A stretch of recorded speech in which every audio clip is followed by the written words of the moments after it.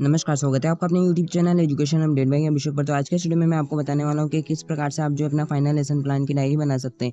क्योंकि जो आपके बीएसटीसी हुआ, बीए बीएड हुआ, बीएससी बीएड हुआ और बीएड है, तो इसमें जो आपके फाइनल लेसन प्लान की डायरी बनती है। बना के वीडियो में अंत तक बने रहे। यदि अभी तक आपने चैनल को सब्सक्राइब नहीं किया तो जल्दी से चैनल को सब्सक्राइब कर लें। तो चलते बिना किसी देरी के वीडियो की तरफ।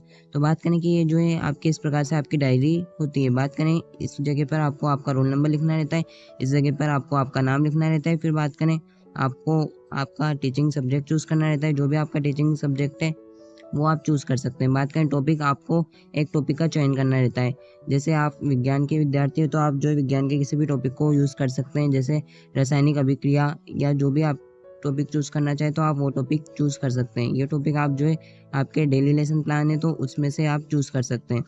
जैसे आपने टॉपिक चूज़ कर लिया महात्मा गांधी के प्रमुख स्वतंत्रता आंदोलन, फिर उसके बाद में आपको क्लास डालनी है कि जो है वो चैप्टर आपके किस क्लास में है। तो जैसे कि बात करें कि महात्मा गांधी के प्रमुख स्वतंत्रता आंदोलन, ये क्लास 8th का टॉपिक है तो वो आपको ऐड करना है। फिर बात करें कौन से विद्यालय में आपकी इंटर्नशिप हुई थी तो वो विद्यालय का नाम आपको यहाँ पर लिखना है। जैसे आप नेक्स्ट पेज पे आएंगे तो फिर उसके बाद में आपको आपका रोल नंबर लिखना है। फिर उसके बाद में आपको आपका नाम लिखना है, टीचिंग सब्जेक्ट लिखना है, आपको प्रकरण लिखना है कि कौन सा आप जो है प्रकरण यानी कि जो टॉपिक चूज़ कर रहे हैं। जैसे ये टॉपिक चूज़ किया है महात्मा गांधी के प्रमुख स्वतंत्रता आंदोलन, आप जो भी टॉपिक चूज़ करें तो वो आप टॉपिक लिखें, फिर कक्षा का नाम और विद्यालय का नाम।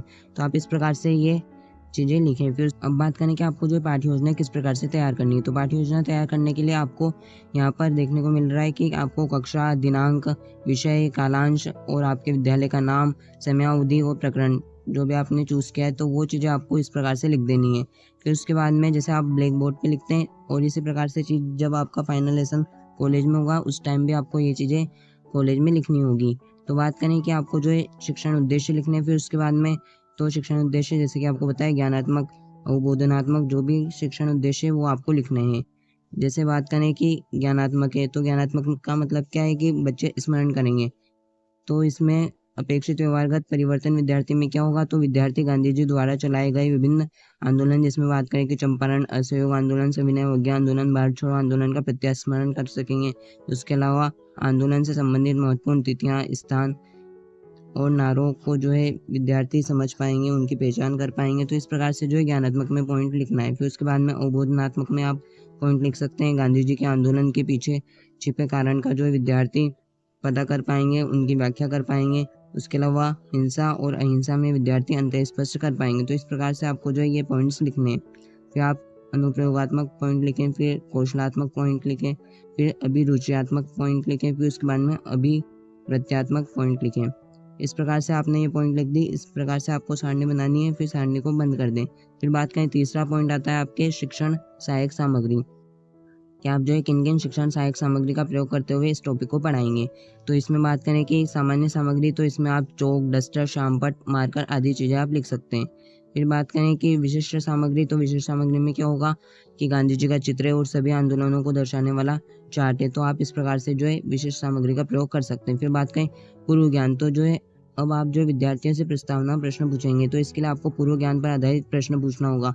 तो यही चीज़ आपको इसमें मेंशन करनी है। चौथे पॉइंट में पूर्व ज्ञान, तो विद्यार्थी भारत की गुलामी, आज़ादी की लड़ाई और महात्मा गांधी के बारे में सामान्य जानकारी रखते हैं, यानी कि जो सामान्य जानकारी से विद्यार्थी परिचित है। फिर उसी के आधार पर आप प्रस्तावना प्रश्न लिखेंगे कि सबसे पहले आपको क्रम संख्या, छात्र अध्यापक क्रिया, छात्र क्रिया, इस प्रकार से आपको जो है प्रस्तावना प्रश्न लिखना है।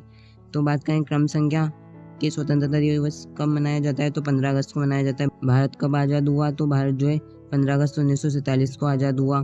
फिर उसके बाद में बात करें कि भारत को स्वतंत्रता किससे प्राप्त हुई, तो ब्रिटिश शासन अंग्रेजों से प्राप्त हुई। फिर बात करें कि अंग्रेजों के विरुद्ध अहिंसक लड़ाई लड़ने वाले राष्ट्रपिता कौन थे, तो ये थे महात्मा गांधी। फिर बात करें महात्मा गांधी द्वारा चलाए गए आंदोलनों के बारे में बताओ।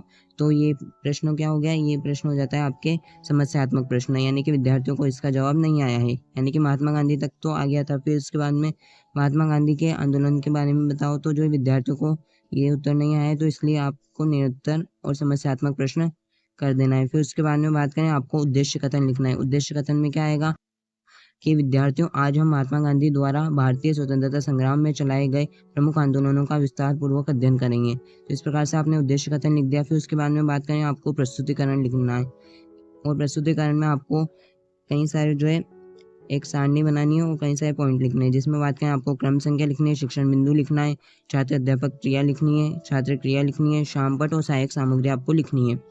बात करें कि आपको सबसे पहले शिक्षण बिंदु चूज़ करना है कि आप जो है कौन सा शिक्षण बिंदु चूज़ कर रहे हैं।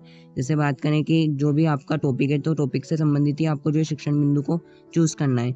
तो बात करें जैसे ये चूज़ किया है प्रारंभिक सत्याग्रह चंपारण आंदोलन 1917 का। तो बात करें सबसे पहले आप छात्र अध्यापक हैं तो आपको जो है विकासात्मक प्रश्न पूछना होगा। इसमें बात करें कि गांधी जी भारत कब लौटे, ये प्रश्न आपने पूछा तो विद्यार्थी ने जवाब दिया 1915 में। फिर बात करें उन्होंने पहला आंदोलन कहाँ किया, तो इसके बारे में विद्यार्थी नहीं पता, तो जो है ये क्या हो गया, समस्यात्मक उत्तर हो गया। फिर उसके बाद में जो शिक्षक है तो उसने जो है शामपट पे बात लिखी कि चंपारण आंदोलन 1917 में हुआ था और भारत में प्रथम सत्याग्रह इसे कहा जाता है। फिर उसके बाद में बात करें टीचर ने क्या व्याख्या बताई कि किस प्रकार से चंपारण आंदोलन होता है।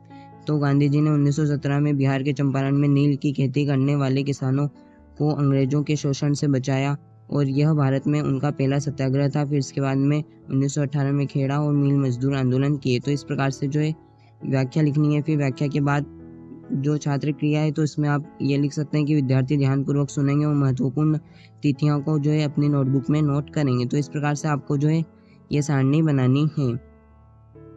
तो इस प्रकार से आप जो है और पॉइंट लिख सकते हैं। जैसे बात करें भारत छोड़ो आंदोलन हुआ और कई सारे जो पॉइंट है आप वो लिख सकते हैं और आपका जो भी टॉपिक है तो आप उस अकॉर्डिंग जो है पॉइंट लिख सकते हैं। फिर नेक्स्ट टॉपिक आपको लिखना है पुनरावृत्ति व मूल्यांकन प्रश्न, यानी कि पाठ पढ़ाने के बाद छात्रों से पूछे जाने वाले प्रश्न पुनरावृत्ति प्रश्न कहलाते हैं, है ना। तो आपको पुनरावृत्ति प्रश्न पूछना है। फिर उसके बाद में आपको मूल्यांकन का जो है एक पेपर तैयार करना है। तो आपको इस प्रकार से करना है। जो पुनरावृत्ति है तो इसमें आप इस प्रकार से प्रश्न लिख सकते हैं, जैसे गांधी जी दक्षिण अफ्रीका से भारत कब लौटे, गांधी जी ने दक्षिण अफ्रीका से लौटने के बाद भारत में अपना पहला आंदोलन कहाँ किया। तो आप इस प्रकार से जो है प्रश्न लिख सकते हैं आपके टॉपिक के अनुसार। ऑपरेशन जीरो ओवर क्या था, अगस्त क्रांति से आप क्या समझते हैं, और गांधी जी का अंतिम आंदोलन कौन सा था। तो इस प्रकार से आप प्रश्न लिख सकते हैं। फिर बात करें कि आपको मूल्यांकन प्रश्न पत्र तैयार करना है। तो मूल्यांकन प्रश्न पत्र में आप वस्तुनिष्ठ प्रश्न, उसके अलावा सही गलत रिक्त स्थान, जो आपके लघुतरात्मक प्रश्न है, अति लघुतरात्मक प्रश्न है, तो इस प्रकार से आपको जो प्रश्न लिखने हैं। इसमें बात करें वस्तुनिष्ठ प्रश्न तो आप वस्तुनिष्ठ प्रश्न इस प्रकार से बना सकते हैं। महात्मा गांधी ने भारत में अपना सफल सत्याग्रह कहाँ से शुरू किया, तो चंपारण, बारदोली, अहमदाबाद, खेड़ा। इस प्रकार से आप ऑप्शन लिख सकते हैं वस्तुनिष्ठ प्रश्न में। फिर उसके बाद में बात करें कि आपको जो है रेगिस्तान वाले प्रश्न लिखने हैं, जिसमें बात करें कि महात्मा गांधी ने रेगिस्तान भारत में लौटे। तो इस प्रकार से आप प्रश्न बना सकते हैं। फिर सत्य असत्य वाले प्रश्न, फिर अति लघुतरात्मक प्रश्न, फिर लघुतरात्मक प्रश्न, फिर उसके बाद में दीर्घोत्तरात्मक प्रश्न। तो इस प्रकार से आप जो है ये प्रश्न बना सकते हैं। फिर प्रश्न पत्र बनाने के बाद आपको जो है गृह कार्य वाला टॉपिक लिखना है। इसमें आपने जो भी पढ़ाया है, यानी कि जो भी आपने इसमें प्रस्तुत किया है, तो उसके आधार पर जो है आपको एक प्रश्न तैयार करना है। तो आप वो लिख सकते हैं। जैसे बात करें महात्मा गांधी के आंदोलनों का भारत की स्वतंत्रता में योगदान क्या रहा, और इसे अपने शब्दों में संक्षिप्त रूप में निबंध लिखिए और इसको जो है भारत के नक्शे पर अंकित कीजिए, इसके प्रमुख स्थानों को। तो इस प्रकार से आप गृह कार्य के लिए प्रश्न बना सकते हैं। फिर उसके बाद में आप छात्र अध्यापक के हस्ताक्षर कर सकते हैं। तो इस प्रकार से मैंने आपको जो है पूरे फाइनल लेसन का फॉर्मेट समझा था कि आपको किस प्रकार से जो है फाइनल लेसन प्लान बनाना है। यदि आपको वीडियो पसंद आए तो वीडियो को लाइक करें, चैनल को सब्सक्राइब करें, अपने दोस्तों के साथ वीडियो को शेयर करें। मिलते हैं नेक्स्ट वीडियो में नए टॉपिक के साथ। तब तक के लिए धन्यवाद।